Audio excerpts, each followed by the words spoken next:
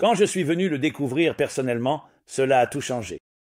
Parce que, quel que soit l'encas, les compétences que j'avais, et je les ai découvertes, et j'étais en fait passionné de les découvrir, parce que je voulais vraiment les utiliser de manière positive, que ce soit l'écriture, ou la communication, ou la prise de parole, ce que je fais. Et toutes les différentes compétences que j'ai qui me sont uniques, et vous avez vos compétences qui vous sont uniques, beaucoup peuvent se chevaucher. Cela a changé toute ma vie, parce que ce n'était pas juste, d'accord, qu'est-ce que je vais écrire, basé sur le pourquoi. Donc, cela semble être un axiome fondamental de base qu'un pourquoi précède un quoi, ce qui signifie que d'abord vous avez besoin d'un pourquoi. Est-ce que je fais quelque chose avant de le faire? Et pourtant, la vie est telle, en raison du fait que nous grandissons dans des foyers et que nous avons un certain système éducatif et une pression sociale, quelles que soient les raisons, que souvent nous faisons des choses et puis nous nous arrêtons et disons une seconde, pourquoi est-ce que je fais cela? Alors qu'en réalité, cela devrait commencer dans l'autre sens. Le pourquoi devrait précéder le quoi. Que disent-ils? La forme suit la fonction. Vous ne créez pas d'abord un design avant de comprendre d'abord la fonction, le but de ce que vous voulez créer. Et ensuite, vous créez l'emballage, le design, la manière de le distribuer. C'est donc de cela que nous voulons parler. Pourquoi? Et le plus grand pourquoi de tous, et pourquoi le monde a-t-il été créé? Ce qui, en fait, signifie vraiment « Pourquoi avez-vous été créé? Pourquoi suis-je ici ?» Maintenant, je veux commencer par une importante mise en garde.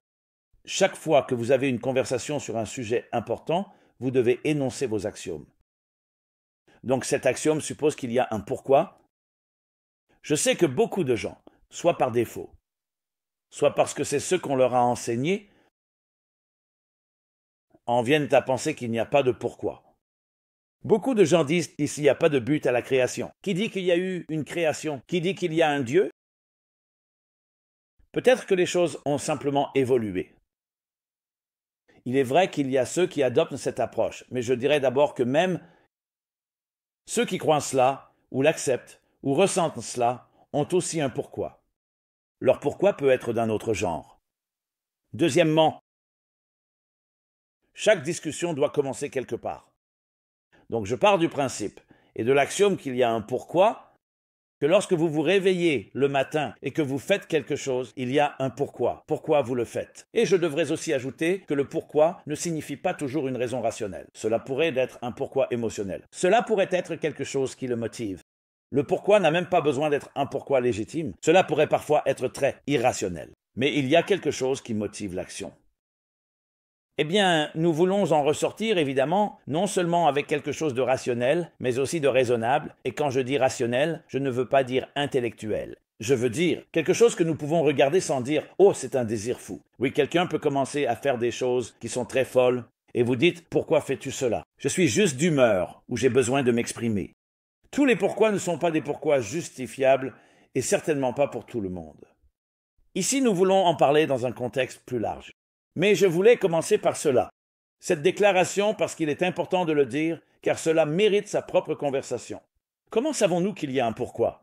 Comment savons-nous qu'il y a une raison? Maintenant, même les biologistes évolutionnistes diront que la raison est la survie du plus apte, ou la perpétuation de l'espèce. C'est ce qui motive l'existence. C'est le pourquoi. Si vous leur demandez pourquoi il y a un tel pourquoi, ils diront parce que c'est la chose naturelle. Tout veut exister. Maintenant, cela, aussi on peut argumenter qui dit pourquoi les choses ne devraient-elles pas? Peut-être que les choses peuvent disparaître? Qui dit quelque chose? Pourquoi est-il acquis qu'il y a un gène égoïste qui fait que nous devons exister? Mais, comme je l'ai dit, je ne veux pas m'écarter du sujet. Je veux revenir et me concentrer ici. Pourquoi le monde a-t-il été créé? Pourquoi suis-je ici? Quel est le but de tout cela?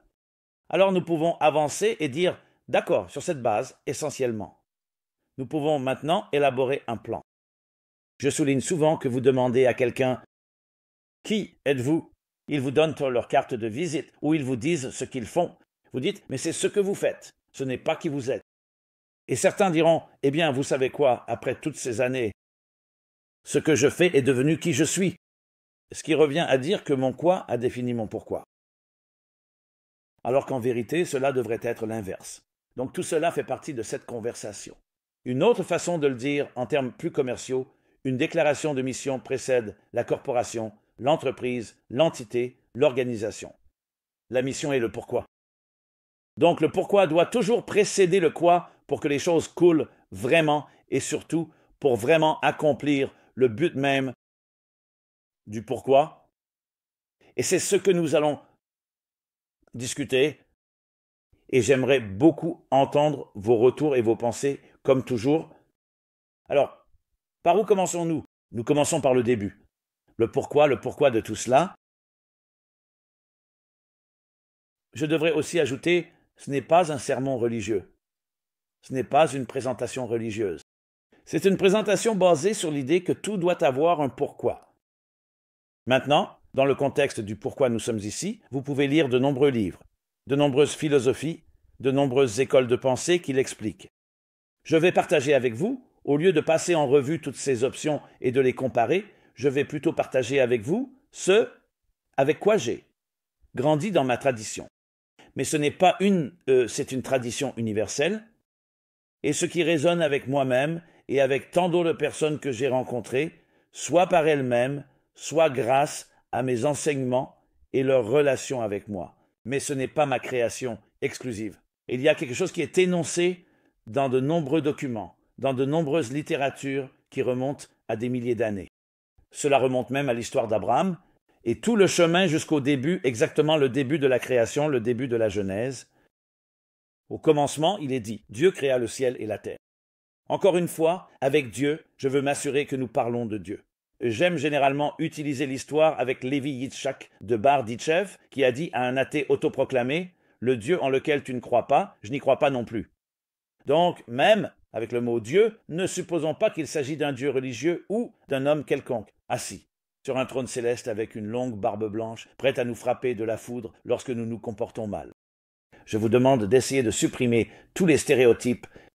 Si vous voulez j'aime utiliser le terme réalité supérieure, mais pensez-y comme un ingénieur. Vous voyez un ordinateur, quelqu'un a construit cet ordinateur pour un but.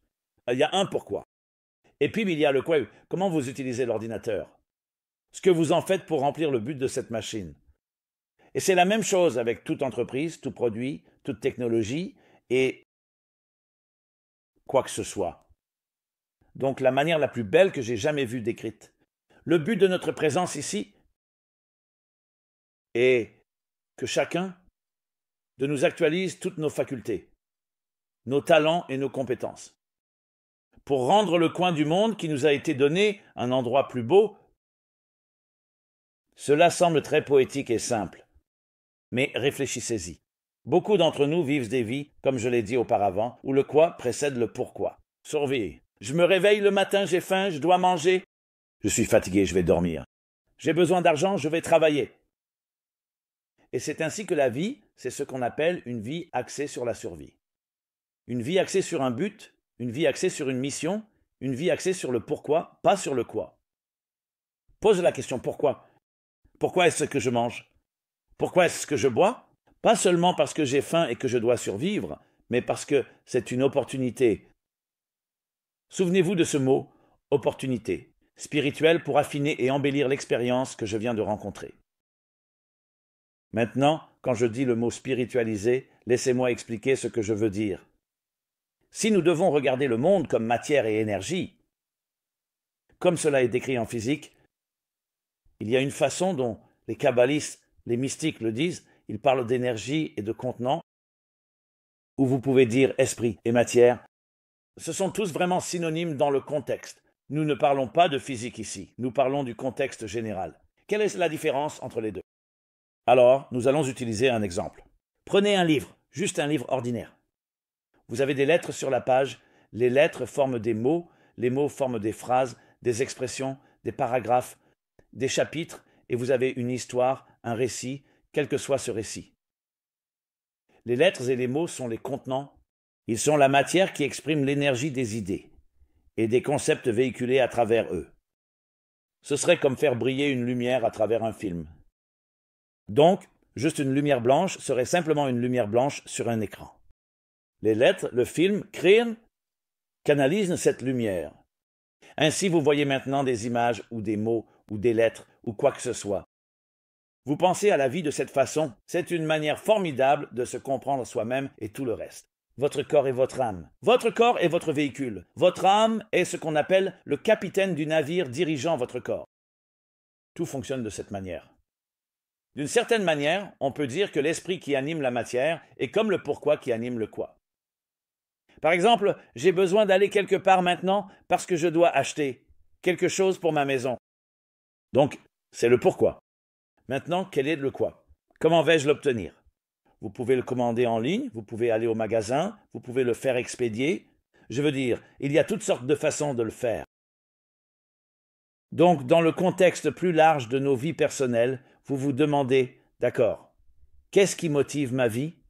Maintenant, si vous adoptez l'approche du gène égoïste que j'ai mentionné plus tôt, alors fondamentalement, tout ce dont j'ai besoin maintenant, c'est de la gratification instantanée. À court terme, j'ai besoin de survivre. Oui, je veux aussi grandir, je veux gagner de l'argent, je veux des luxes, je veux des conforts. Mais tout est encore motivé par la survie. Ce n'est juste pas la survie minimale que vous voulez, mais une survie élargie. Quand vous avez un pourquoi, je suis ici pour servir, pour utiliser mon moi, unique. Et nous allons en parler dans un instant. Encore un peu, et mes compétences et talents uniques pour embellir le coin de mon monde. Pensez à vous-même comme à un jardinier. On vous donne un jardin. Le jardin, s'il n'est pas entretenu, poussera des mauvaises herbes, et les fleurs et les fruits et tout ce qui se trouve dans le jardin ne se développeront jamais vraiment, correctement. Que doit faire un jardinier? Vous le gardez nourri, arrosé, vous le cultivez, vous le désherbez. Vous faites essentiellement ce qui doit être fait pour faire pousser les choses, et vous éliminez également tout ce qui entrave la croissance et le développement de votre jardin. Donc votre vie est votre jardin. Elle inclut votre maison, votre travail, vos voyages, toutes les personnes que vous connaissez. Embellissez-vous votre jardin ou non? Je sais que cela semble très simple, parce que quelqu'un dira « une seconde, les choses que je fais qui embellissent, certaines choses que je fais qui ne le font pas. » Mais la clé est que, une fois que vous avez cela en tête, enseignez à nos enfants, dès le plus jeune âge, que vous êtes là pour embellir le coin de votre monde. Vous savez, cela change tout.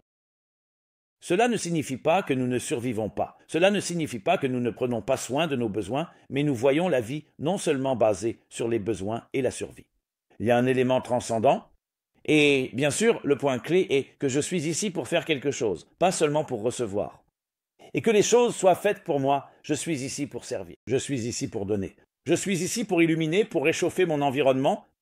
Imaginez chaque fois que vous rencontrez quelqu'un, et ce n'est pas quelque chose que vous vous programmez ou vous forcez, mais juste par amour. Chaque fois que vous rencontrez quelqu'un, vous ressentez « je veux m'assurer qu'après notre rencontre, la personne se sente mieux qu'avant que je ne l'ai rencontrée. » Et si vous avez juste cela, naturellement, vous accomplissez le pourquoi. En termes des sources originales réelles, l'expression est que le créateur ou l'ingénieur cosmique ou le chef d'orchestre cosmique de cette symphonie, désire avoir un foyer, un lieu de résidence, un endroit confortable dans ce monde matériel. Cela dit, le monde matériel en lui-même est hostile, égoïste, et donc potentiellement corrompu, et pas seulement potentiellement, mais réellement corrompu, avec différents intérêts concurrents, espérant négocier, mais parfois non. Cela peut donc mener à des batailles et à la guerre. Oui, la survie du plus apte dans un monde hostile et sombre comme celui-là. Pour apporter de la lumière, pour en faire un foyer confortable, un jardin. Je pense que c'est une cause assez noble. Pas que mon opinion ici ait de l'importance. Mais cela résonne simplement. C'est beau à entendre. Quand je l'ai découvert personnellement, cela a tout changé. Parce que, quelles que soient les compétences que j'avais, et je les ai découvertes, et j'étais en fait passionné de les découvrir, parce que je voulais vraiment les utiliser de manière positive, que ce soit l'écriture, ou la communication, ou la prise de parole, ce que je fais, et toutes les différentes compétences que j'ai, qui me sont uniques, et vous avez vos compétences qui vous sont uniques.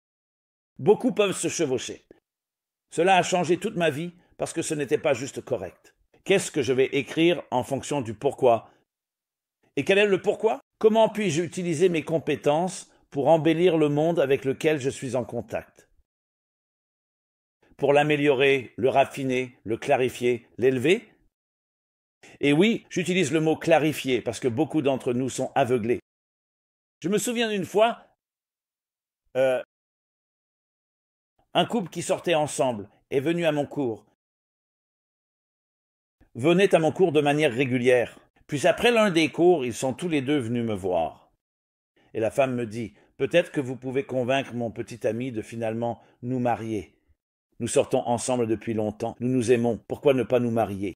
Il ne veut tout simplement pas. De toute façon, pour faire court, j'ai dit, peut-être qu'on pourrait s'asseoir pour un café, discutons. Je ne suis pas là pour vous convaincre. Essayons juste de comprendre. Et il était très ouvert, bien sûr. Souvenez-vous, nous nous sommes rencontrés. Nous nous sommes rencontrés à Grand Army Plaza, au dernier étage. Il y a la bibliothèque publique principale à Brooklyn, près de Prospect Park et du Brooklyn Museum. Et le dernier étage est un café. Nous nous sommes assis là, café à la main, et avons commencé à parler. C'était très confortable, très détendu. Il n'y avait pas de dispute. Ce n'était pas comme arracher des dents ou tordre des bras. Et pendant que nous parlions, je leur ai simplement dit « Vous êtes ensemble à un moment donné, alors pourquoi ne pas vous marier ?» Il dit « Je n'en vois pas la raison. Nous sommes ensemble, nous sommes heureux, et c'est tout. » Vous savez donc, bien sûr, nous avons continué, et il était ouvert. Il a dit « Je veux vraiment, il m'a mis au défi. Je veux entendre une autre approche. » Alors j'ai demandé, nous avons passé en revue les suspects habituels, que ses parents ont traversé un mariage difficile, un divorce, vous savez, quand vous avez de mauvaises expériences, une relation brisée, abus, trahison, confiance, toutes les choses qui pousseraient une personne à ne pas vouloir être vulnérable dans un mariage engagé parce qu'elle pourrait être blessée.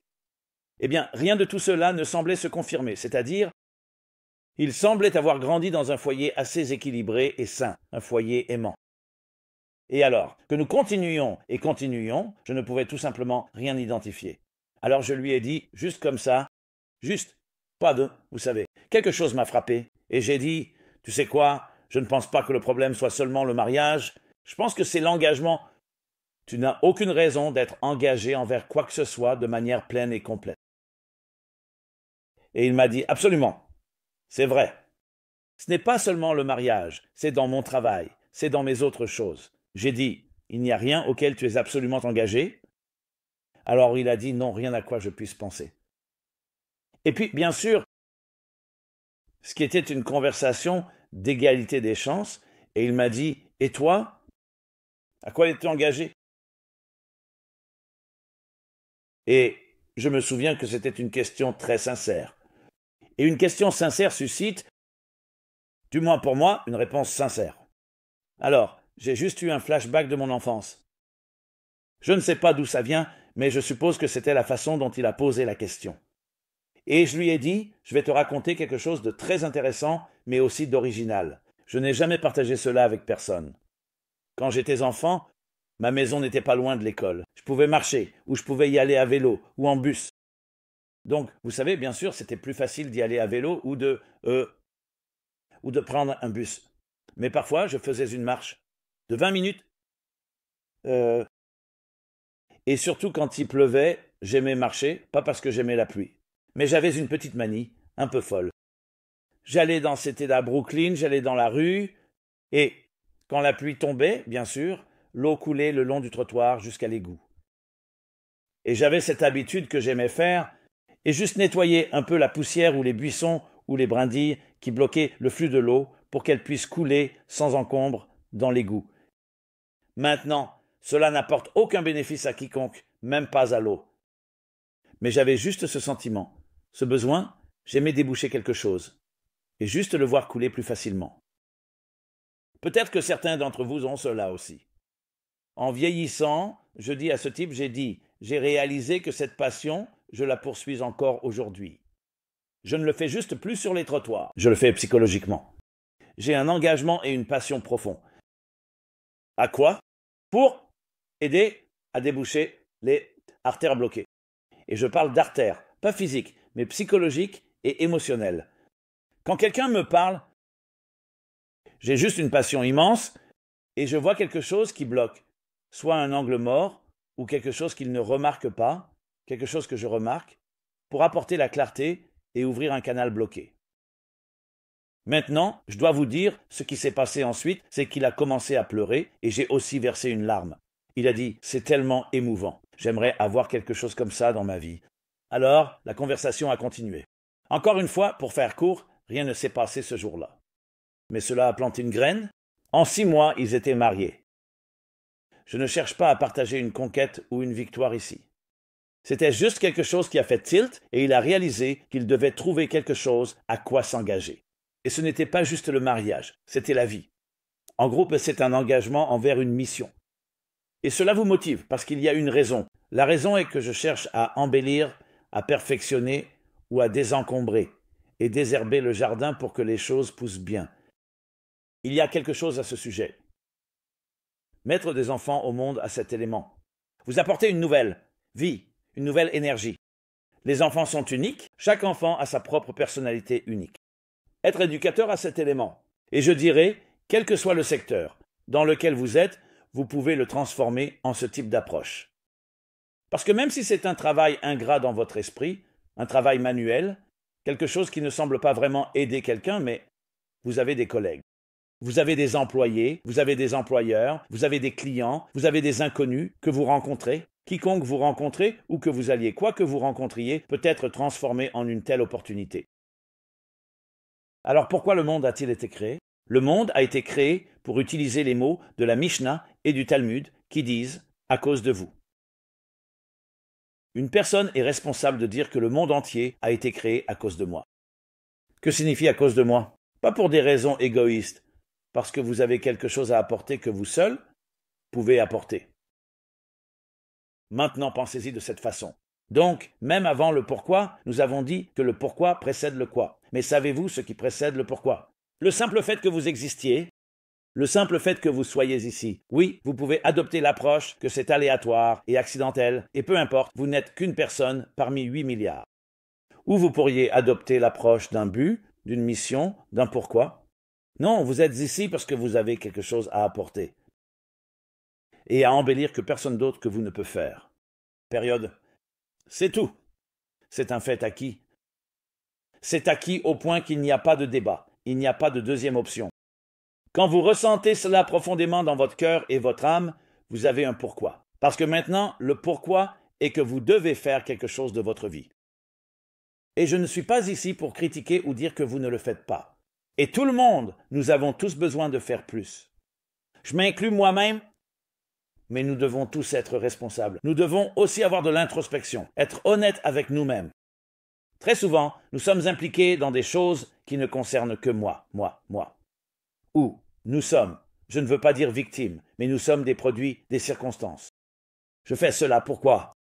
Parce que c'est ce que je fais. Oui, je gagne ma vie grâce à cela ou pour d'autres raisons. Je ne suggère pas non plus de bouleverser tout le panier de pommes, mais il est crucial de commencer à être un penseur du pourquoi plutôt qu'un penseur du quoi. Cela changera tout dans votre vie, tout ce que vous faites, car cela se fera dans le bon ordre. Et vous, commencez lentement.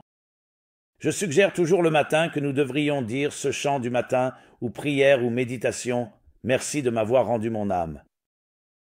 Vous savez ce que cela inclut? Tout d'abord, c'est de la gratitude pour la vie, pour votre vie. Merci de me rendre indispensable. Merci de renouveler mon contrat. Merci de m'offrir l'opportunité d'être ici, dans ce monde, et de le rendre plus beau.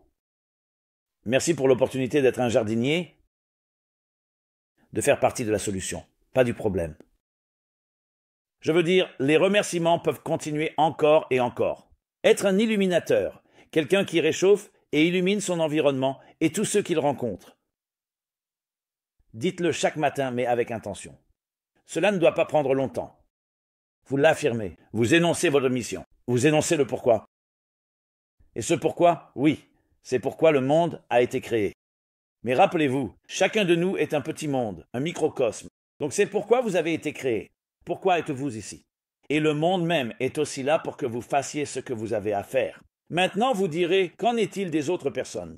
Eh bien, elles ont exactement la même attitude. Elles aussi doivent faire quelque chose d'unique avec leurs compétences. Et embellir le monde de votre part n'est pas une contradiction avec celui de quelqu'un d'autre. Au contraire, nous nous unissons. La synergie le rend encore plus beau, car alors vous voyez, oh, c'est la partie que je fais. Je le fais à travers mes compétences, quelqu'un d'autre à travers un autre type de compétences. Celui-ci a ses opportunités, celui-là connaît ses personnes, ses lieux. Tous les différents aspects et les soi-disant coordonnées de nos vies, chacun à sa manière, sont maintenant tous dirigés vers cette belle chose. La belle mission, le pourquoi de faire du monde un jardin, un foyer divin, un environnement spirituel.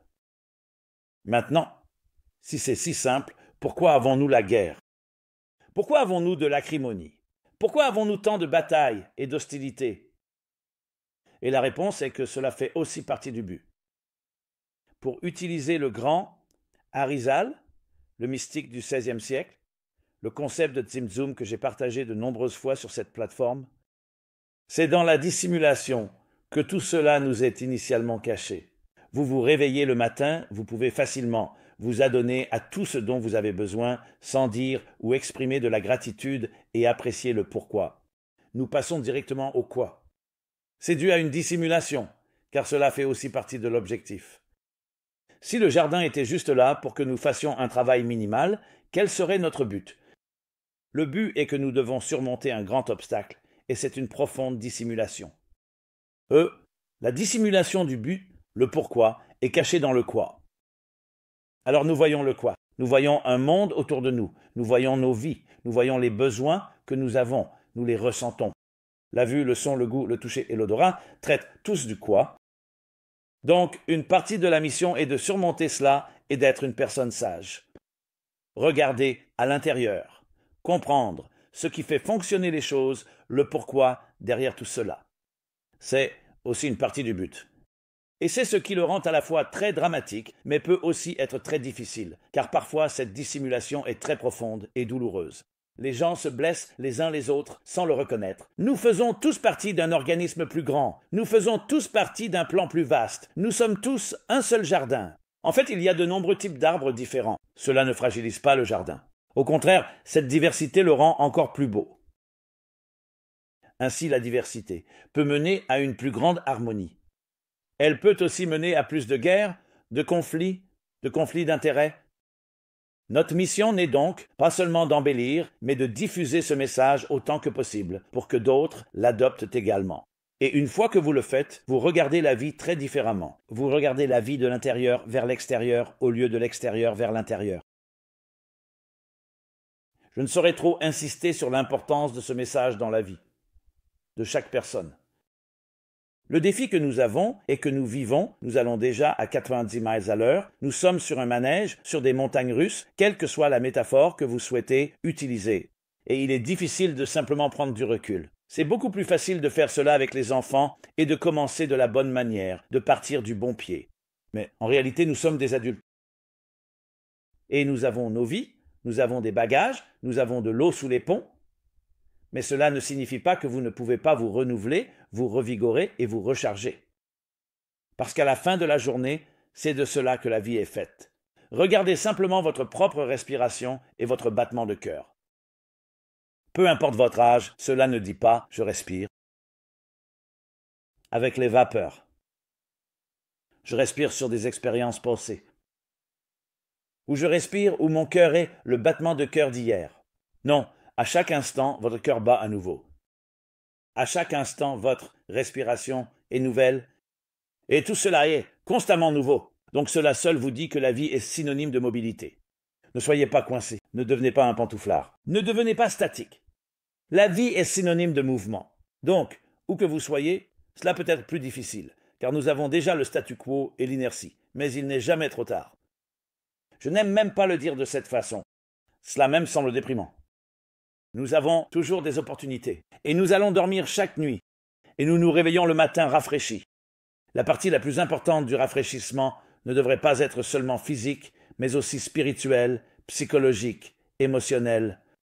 Et c'est là que vous vous concentrez sur le pourquoi. Maintenant, une fois que vous vous concentrez sur le pourquoi, vous n'avez pas besoin de le renouveler chaque seconde, même si ce serait formidable. Mais une fois que vous avez le pourquoi, vous pouvez faire le quoi qui est protégé par. Mais de temps en temps, au moins plusieurs fois par jour, le matin, le soir, avant de vous coucher, quand vous vous réveillez le matin, il est bon de faire un bilan, une introspection, une recherche de l'âme. Où en suis-je? Mon quoi est-il aligné avec mon pourquoi? Mon quoi est-il aligné avec mes actions et mon comportement sont-ils alignés avec le but de tout cela? Et c'est la clé pour vraiment vivre la vie la plus significative possible, qui enrichit tout ce qui nous concerne. Cela ne diminue pas. Cela ajoute toute une autre dimension et ajoute la fondation sur laquelle nous construisons nos édifices. Les édifices sont le quoi, la fondation est le pourquoi. J'espère donc que nous pourrons tous mettre cela en œuvre, et je tiens à vous remercier pour votre attention. C'était Simon Jacobson du Meaningful Life Center, c'est www.meaningfullife.com où vous pouvez écouter ce programme, et bien d'autres. J'aimerais entendre vos retours, vos pensées, vos suggestions, et aussi toute manière dont vous souhaitez partager cela, si vous pensez que cela mérite d'être partagé avec d'autres. Nous aimons les choses, tous les différents termes utilisés dans le monde des réseaux sociaux. Et c'est encore un véritable honneur de vous parler en tant que pièce indispensable du puzzle, tout comme je le suis. Et ensemble, nous pouvons créer cette belle tapisserie, cette grande symphonie cosmique d'harmonie, dans la diversité et un monde encore plus beau que celui dans lequel nous sommes entrés. Nous créons quelque chose de bien plus beau. Merci beaucoup et soyez bénis.